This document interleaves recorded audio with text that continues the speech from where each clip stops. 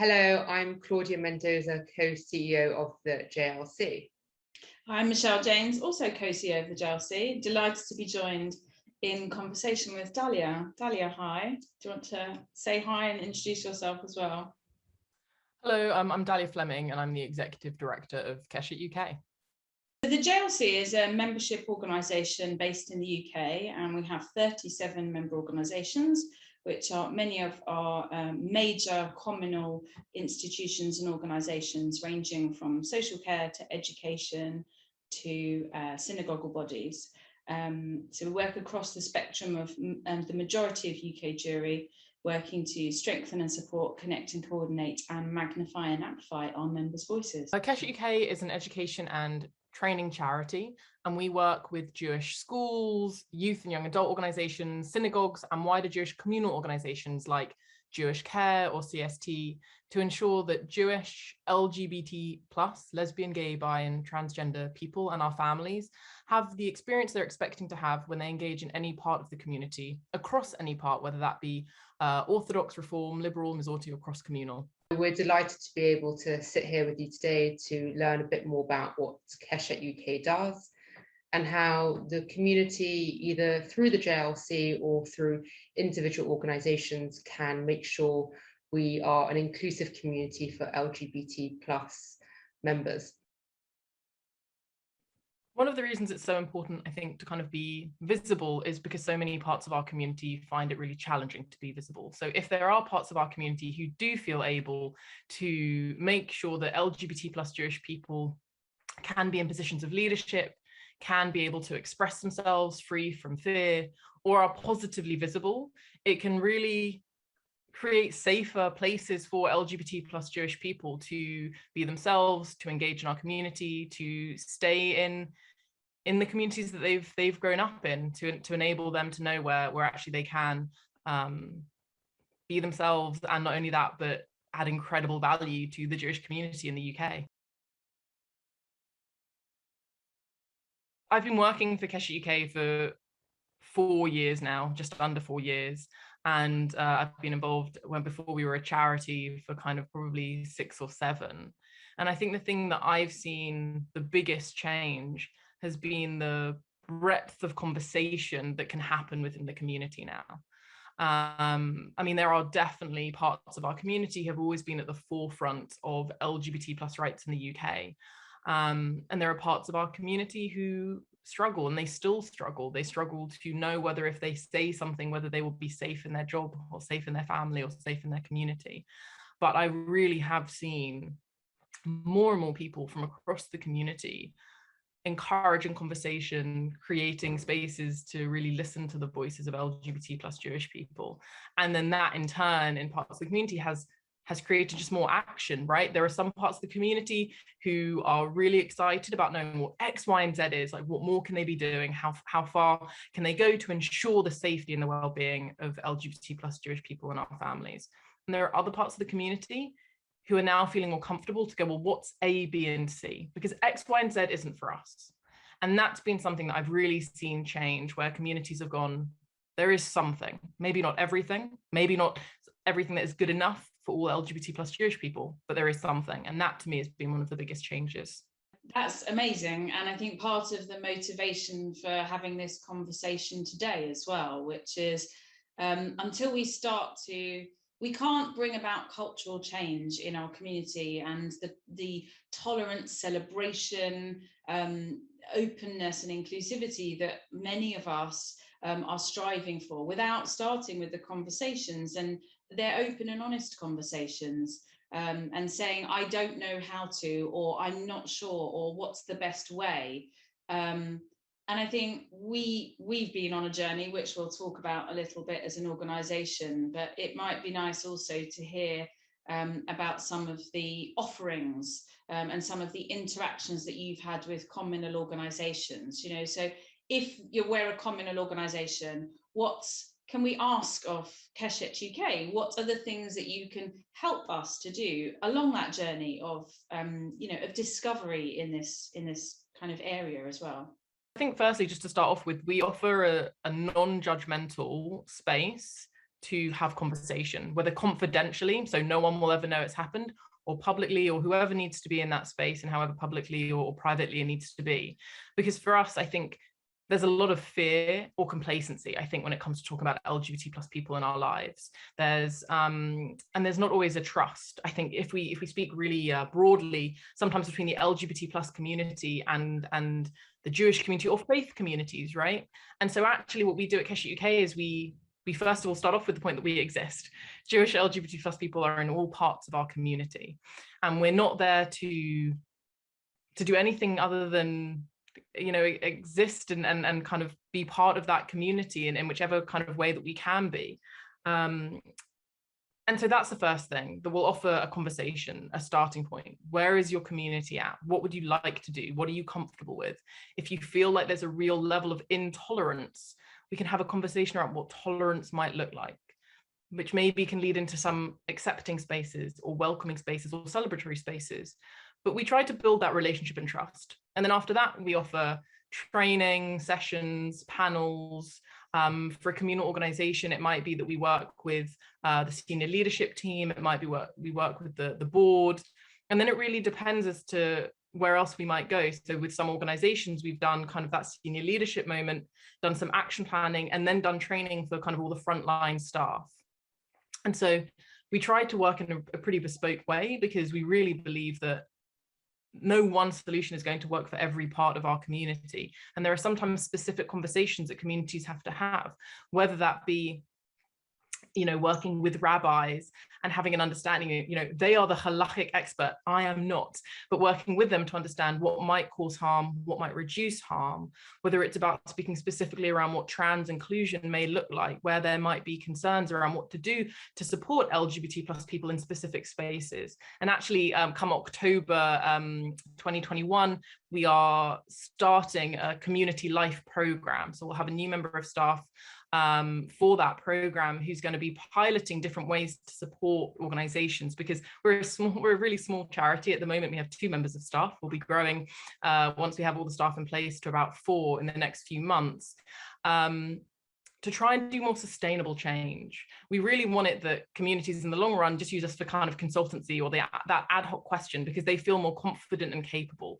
But we know people are afraid to say the wrong word, or to maybe to kind of offend or hurt someone. And so what we want to do is really encourage people to have the conversations with us, so that actually they then feel much more secure and stable to be more proactive with their congregants, rather than assuming that every Jewish LGBT plus person in their community, their staff base, their school, their synagogue is an educator, which isn't the case. Whereas at KeshetUK, our volunteers and our staff, we are very happy to be that Jewish LGBT plus person or ally who asks that question too.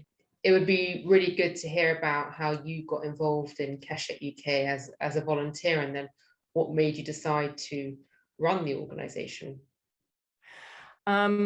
So I grew up in a household in which my mum is still quite orthodox and quite observant, but my dad's a Holocaust survivor. So the anecdote that I give is that my mum would keep a kosher household, but my dad would literally bring in pig's feet. So that's the kind of tension and household that I grew up in. But it was one that was both engaged in the community in some ways, but also had this tension and felt kind of disconnected. And I then went to an Orthodox Jewish secondary school, and actually at school, I wasn't really ever, bullied for not being straight. It was a language that I had. I was mostly bullied for being a bit of a boff and a geek and being a bit enthusiastic. But I did have some experiences there where, ranging from kind of teachers to students, it was very clear to me that being LGBT plus was unacceptable. And it didn't feel like it was something that if I'd reported or anything else would have been taken seriously in terms of any of that bullying. And so then it was actually quite a few years later that there was actually an incident at a Jewish Orthodox school. It made the newspapers, where there was a lesson, and in the slide pack, there was a slide around kind of so-called conversion therapies. When I say that, I mean that they are practices with the only intention of trying to make someone not LGBT plus. That's the only goal of it. So it's not like a speaking therapy that's healthy or anything like that. They really vary. But there was a slide about this in the school.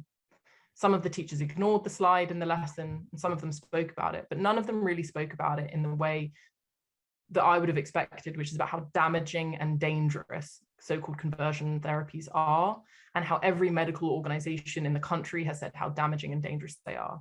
And it brought together a lot of people. It brought together alumni of that school and other people who really cared to go, why would they know?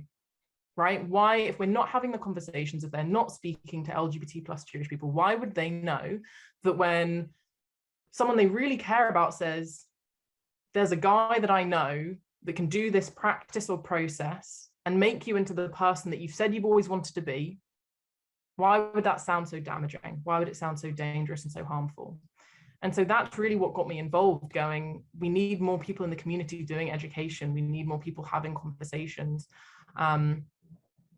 And for me, it felt it was essential, because there's accidental harm. And I think the Jewish community can really understand that sometimes good intentions don't always lead to good outcomes. And that's what I think was happening in a lot of the community. And that for us seemed kind of a way to start conversation and a way to kind of go on. So that's why a lot of our work initially was in schools, where there were young people who didn't really have any choices about where they were, to try and help and support and kind of reduce the harm that was happening there. And then we broadened out to kind of the communal organizations and synagogues. But it's what really brought me in, going, there's stuff that I know I can do to try and help make sure that other people are having better experiences, and that our community is better equipped to help support people, because we want good intentions to lead to incredible outcomes, not to harmful ones. Thank you. Thank you for sharing that really personal journey. And I'm sure you've touched countless lives by, the work that you've done at KeshetUK, allowing people to feel that they can be two things at once. Thanks so much, Dalia. I think it's probably a good time for us to talk a little bit about our journey as an organisation as well, and just to reflect a bit on that. So as the JLC, we were fortunate to have KeshetUK come and meet our team and provide a really informative session that helped us to explore the ideas, the themes, the language around LGBT plus Jewish community, around the Jewish community. And I'm always struck by the kind of core mission of your organisation around not having to choose between one or another identity. That's really, it feels very purposeful and really motivating for me to hear. And part of our organisation was understanding, what does that mean for us? We're not traditionally an organisation that meets with people. We work with organisations, but actually at LEAD, the Leadership Development Division of the Jewish Leadership Council, where some of my work is based, we do interact with leaders and individuals. So after we were fortunate to have a session with you and think about organisationally what that means for how we interact with each other, how much of a welcoming team we hope to be, we took an opportunity to think about what we do at LEAD. And I'm reflecting on a conversation we had, it would have been more than 2 years ago, I think, even, Dalia, about what does it mean to make changes to our actions around even small things like sign-up forms, in having open boxes for people to enter their pronouns, or to be able to describe themselves rather than have themselves prescribed and have to fit into. Small things like inviting people to put their pronouns on name badges or in descriptions of themselves, to open up spaces. And I think I probably had quite an honest conversation with you, which is, I don't know how to do this. I'm committed to making this change and making spaces as inclusive as possible. But actually, I don't really know even how to start with that language. So I suppose it's about knowing that there's an organisation that works within our community, that understands the nuances of what feels possible or what is possible, and then helping.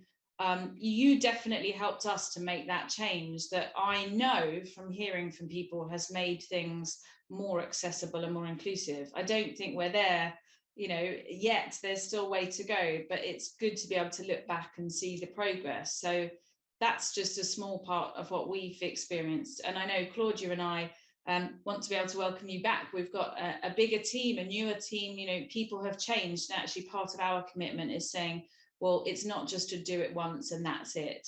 continually being able to think about, well, what next and what now, and how do we move differently.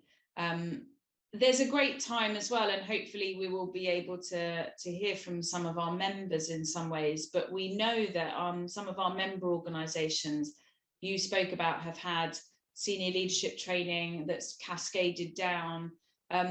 What are kind of the most impactful things or changes that you've seen? And you don't necessarily have to talk about the specific organisation, but it's probably nice for people to get a feel of some of the changes that you've seen that have been able to happen in some of the communal organisations you've worked with. I think initially it's been some of the feedback actually from staff and what organisations have seen internally, and feeling a bit more comfortable, because actually some of the things that you've mentioned, if you make those changes and you don't kind of make a big noise about them, most people won't notice they've happened.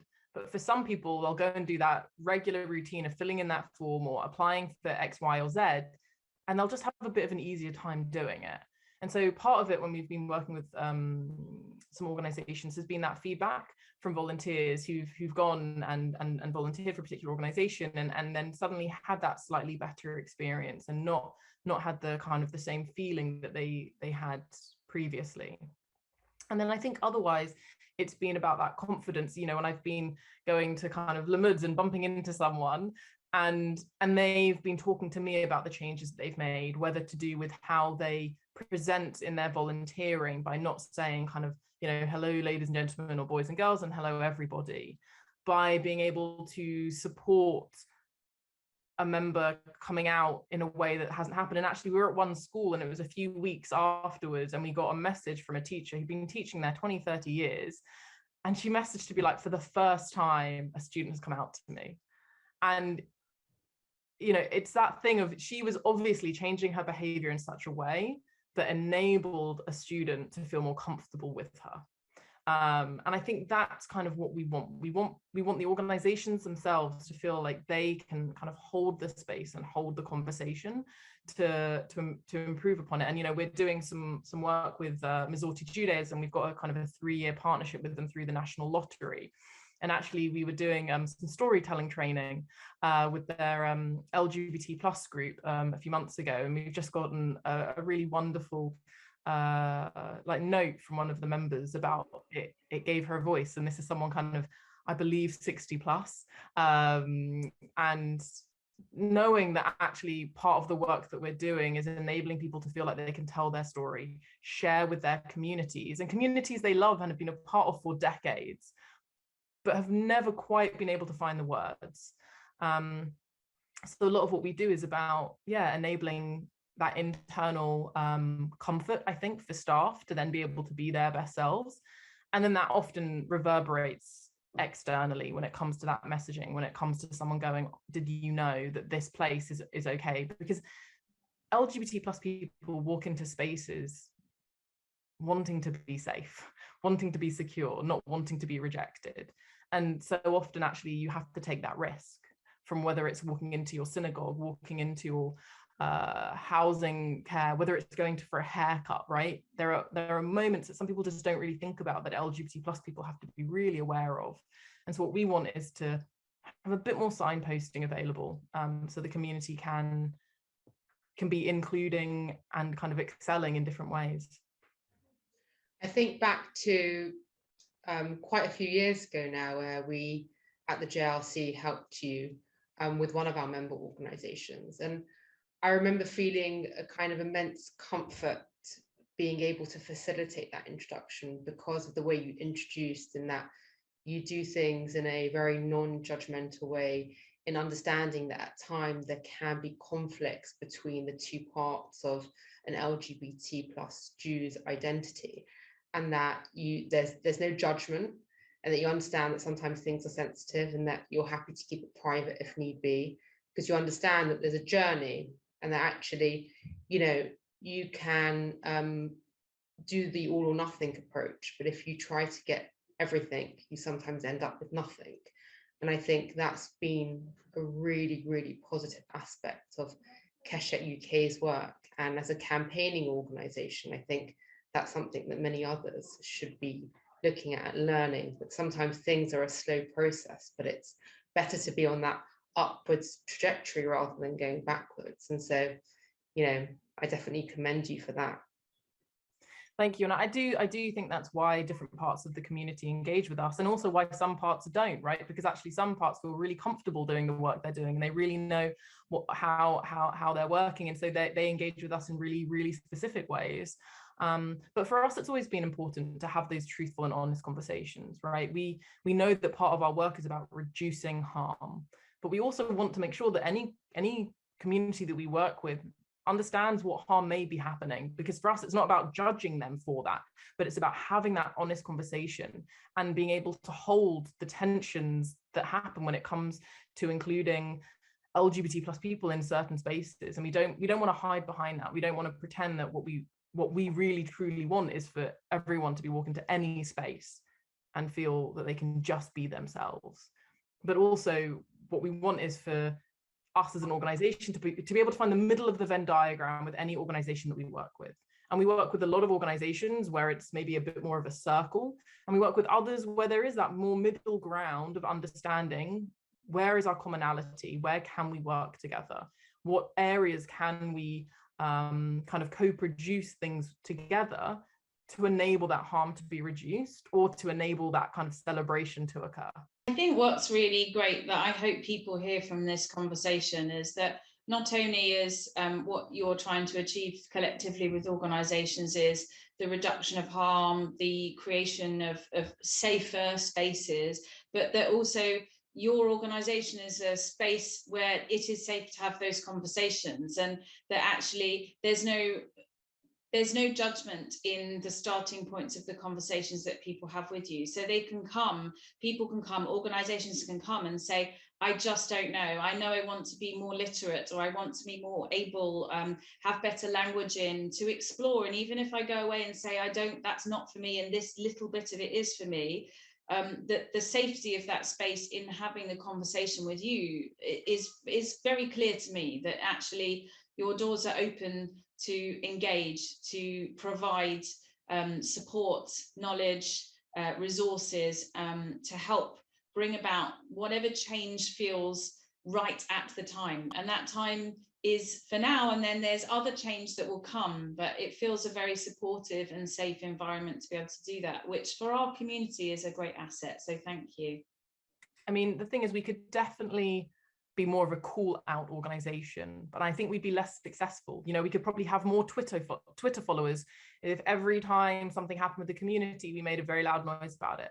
But for me, I'd much rather that a professional, a rabbi, a cantor, an educator, a teacher could call me up and go, I just said something, I just read something, what does that mean?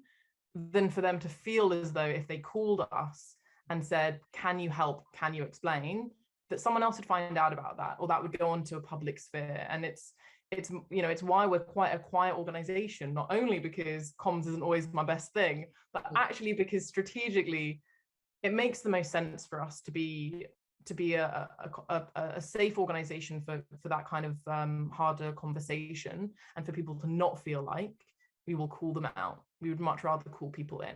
Give us a flavor of the things that you can offer individuals, teams, organizations. So at the moment, we offer a kind of a 3-hour basic training that can be adapted, and it talks a lot about kind of language, terminology, the areas that create access or barriers to LGBT plus Jewish people's communication or access to an organization, and then just a lot of scenarios. So we really try to make sure that it's really bespoke to a particular organization. So, you know, if we're working with a care home, we make sure that we think about, well, actually, what might happen in that setting? Is it about trying to think about how people might be engaged with your organization? Is it about thinking about how staff might engage? We also make sure that we adapt if there are non-Jewish staff there. So our 3-hour training is kind of our basic offer at the moment, which can be adapted to focus on specific things. We can also kind of do more panels or talks on specific areas, so whether around like allyship or trans inclusion, or the experience of homophobia, biphobia, transphobia in the workplace, whatever it kind of might be that is a specific need. We then do have kind of the more ad hoc questions, and we've actually launched something called Ask Me Anything KeshetUK, which is, I think, the third Thursday And it's like half an hour slots. You can just go onto our website and book in a half-hour slot for kind of any conversation or question that you might have. And I think sometimes it's just about thinking about us. So depending on our capacity, we can look over programming, or if you've got a particular question that's coming up or a speaker and you just want to kind of check in. So we've offered that, and we did some training with JW3, and we were like, we'd happily look over if someone's doing some programming and they're not an expert around LGBT plus inclusion, but want us to kind of look over something. In the same way that for schools and some of the youth movements, we do that kind of checking over if they want us to have a look at it, or co-produce content together. So at the moment for communal organizations, it really is that kind of training panel and ad hoc conversation. My hope is come October, we will have a much broader offer, and actually maybe more of a kind of a long-term relationship program around, I don't have a better way of putting it, but kind of that benchmarking of, what outcomes do you want to achieve as an organization? How can we help you get there? So it wouldn't be that there's a gold, silver, bronze. It's not how KeshetUK works, but it's very much going back to that. What are your goals as an organization? What are the options when it comes to the goals and the outcomes that you might want to see? And how can we support you in a more long-term way? So that's really going to be, or I hope, kind of KeshetUK goes in kind of the next year or two. Dalia, it's been great to hear so much about the work that KeshetUK does, and it'd be great to hear from you while you've got this moment, and hopefully lots of people are watching. What do you think that KeshetUK can offer JLC members, or rather, why should JLC members be engaging with KeshetUK? I think because we can really adapt to their needs. So for example, when we worked with CST, we did training, a 3-hour training for their kind of London office and their Manchester office separately. It was pre-COVID, so we were there in person. But then we also did some lunch and learns, so that actually it was something that was a lot quicker and more easily digestible for those who weren't able to make it for that 3-hour training, and had different kind of frontline offers. So we were able to kind of really adapt in that way. When we worked with Jewish Care, for example, it was very much for their kind of senior leadership team, really trying for them to take that ownership to then really think about what happens when it comes to their staff, their care home workers, and the people within their care homes and within their homes. For JW3, once again, it was about thinking what really specifically would they want some support with. So we did some senior leadership training, but we also worked more specifically with their program team. And we adapted our training so that the first half was very much around kind of that language and the access and what creates access and what creates barriers to LGBT plus Jewish people. But then that second half was actually about creating programming. So it was very much led by them. And then with Mizorti, it's something once again completely unique, which is a 3-year relationship being built and supported by the National Lottery, really trying to work with those individual synagogues and that partnership working to think what will make Mizorti Judaism the place that Jewish LGBT plus people and their Jewish LGBT plus members can feel safe and heard and integral, and really trying to support, when actually a lot of different Mizorti communities are really in quite different places, and acknowledging that. So for us, I think one of the things that we offer is for a very small organization, we offer a pretty bespoke way of working, because we understand that each different community will be in a different place, and we want to make sure that they're comfortable with what they want to be doing and us supporting them reach their goals.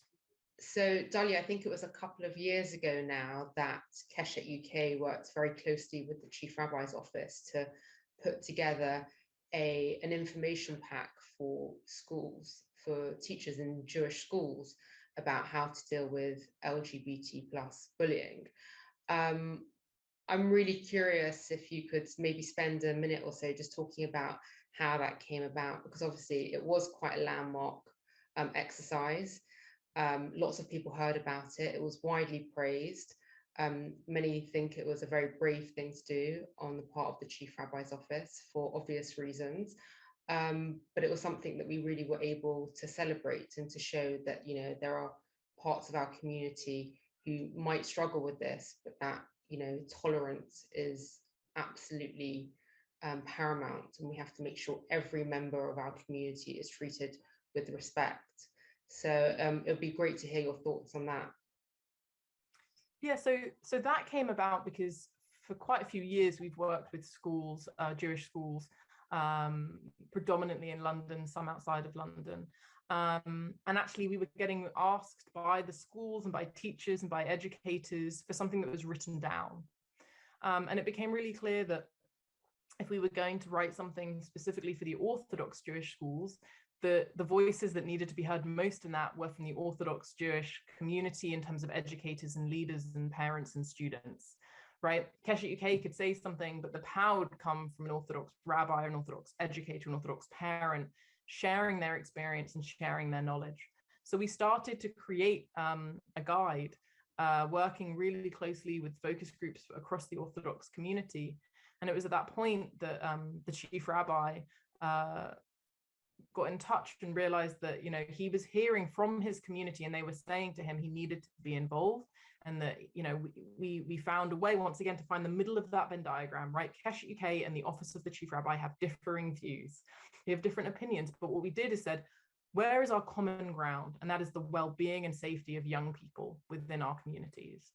And so we were able to put a guide together that, you know, was talking about homophobic, biphobic, transphobic bullying, and about the well-being of young people within Orthodox Jewish schools, which then enabled us to write something down, to put something into paper that really then has enabled many more schools to understand what they can be doing and how they can be doing it. Excellent, thank you. I know that resource is still looked at and referred to, and again, like, a huge congratulations, even though it's a couple of years after it was produced, because we still refer to it. So thank you.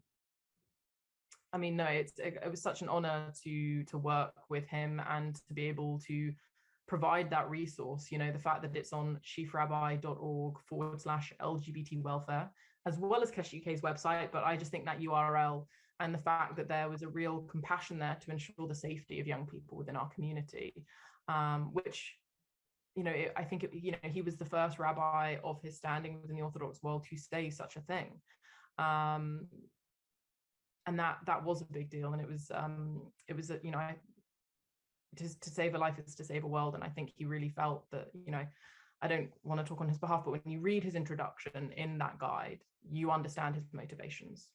Dalia, you've done amazing work within the Jewish community, but I wonder if you could talk about what you do outside of the Jewish community with the LGBT plus community, educating on issues around the Jewish community and Judaism. We started only really in the last kind of 6 to 12 months doing a lot more work with the wider LGBT plus kind of communities and organizations in the UK. And one of those reasons is the demand, because actually, generally, I think people forget that LGBT plus Jewish people can exist. I think there's this narrative that we just can't, that we don't, that it's completely incompatible. And so the LGBT plus community and sector are wanting to understand how they can better support their Jewish LGBT plus members as well, because actually the number of times I've been in an LGBT plus space, and, you know, the questions I get in those spaces aren't about anything to do with LGBT plus, but they are to do with being Jewish, right? For a lot of them, they've never met a Jewish person. They didn't know that I was Jewish, even though I'm always wearing my Magen David. And to me, it's as obvious and explicit, and I'm as proud of it as I am any other part of my identity. So we've started offering some kind of very basic kind of training and conversations with the wider LGBT plus sector. We're currently piloting them at the moment, just talking about the specific things that may impact Jewish LGBT plus people that the LGBT plus sector may be supporting people on. So when it comes to if there's a kind of a trans person engaging with specific parts, where Judaism is specifically gendered, which is a lot of our interactions and a lot of our spaces. When it comes to how we talk about certain roles within the family, when it comes to certain understandings and certain experiences that people may have had, to try and make sure that actually they're asking the right questions, you know, from the basics of, if you wanted to speak to a rabbi, does it matter if they're Orthodox, Reform, Liberal, or Masorti? Which, for if you're outside the Jewish community, that question isn't something that's obvious or explicit or anything like that. So we try to make sure that we're setting up the wider I guess, UK LGBT plus sector to also be able to offer support. Although I would say that we so often find that Jewish LGBT plus people, and this is only anecdotal, they want to be interacting and being served by and engaging with the Jewish community. You know, that's where they've grown up. They've grown up with wanting to engage with organizations that their families have engaged with, and that's where they would like to be able to feel as safe as possible, which is why it's always been our priority, has been working with the Jewish community, so that we're not recreating any wheels, but making sure that what we already have is set up to support the widest part of our community. Thank you so much, Dalia. I think even though the focus really is on communal organisations and how we're working, even if there's one person who hears this and thinks, actually, as an LGBT plus person, I would like to be able to support my outside the Jewish community working environment in understanding the Jewish community more, then hopefully that's a great connection for people to have made today as well.